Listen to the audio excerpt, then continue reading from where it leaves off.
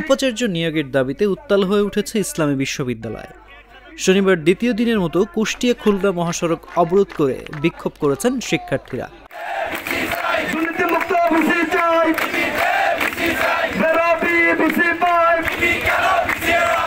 এ সময় রোববারের মধ্যে উপাচার্য নিয়োগের দাবি জানান তারা। এ সময় শিক্ষার্থীরা শিক্ষা কার্যক্রম স্বাভাবিক করতে দুর্নীতিমুক্ত, দক্ষ ও শিক্ষার্থী বান্ধব উপাচার্য নিয়োগের দাবি জানান।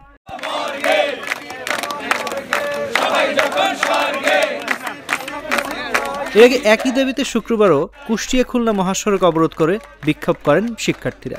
এদিন উপাচার্য নিয়োগ না দেওয়া পর্যন্ত টানা অবরোধের ঘোষণা দেওয়া হয়।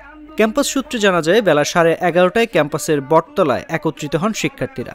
সেখান থেকে মিছিল নিয়ে ক্যাম্পাসের বিভিন্ন সড়ক প্রদক্ষিণ করে প্রধান ফটক হয়ে মহাসড়কে গিয়ে স্লোগান দিতে থাকেন। এতে সড়কে যান চলাচল বন্ধ হয়ে দুই পাশে যানজটের সৃষ্টি হয়। 1 ঘন্টা সড়ক অবরোধ শেষে কর্মসূচি শেষ করেন শিক্ষার্থীরা।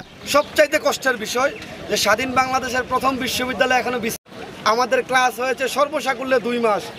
রমজানের ছুটি, গ্রীষ্মের ছুটি, কুরবানির ছুটি আবার যেতে চাই, পরীক্ষা দিতে চাই, ক্লাসে ফিরতে চাই। অনতিবিলম্বে আমি একটু ফুট করেই বলবো, আগামী 8 দেখছেন যেই জায়গায় অসহযোগিতামূলক কোনো কাজ হচ্ছে সেইখানেই ছাত্রলীগ নামের কথা বলতে চায় না। তাও গত রাত্রে যে আন্দোলন হয়েছিল আমি সেখানে ছিলাম না কোনো একটা কারণে।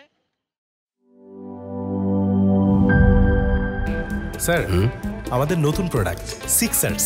দেখতে তো ভালো, খেতেও ভালো। তুমি একটু বেশিই বলো। জানি স্যার, বিশ্বাস করবেন না, তাই সুপার স্লো মোশন ক্যামেরা নিয়ে এসেছি। দেখেন স্যার, চকলেট পিনাট ক্যারামেল ও নোগাটের দারুণ কম্বিনেশন এলো সিক্সার্স চকলেট কোটেড বার। পুরোটা এনার্জি।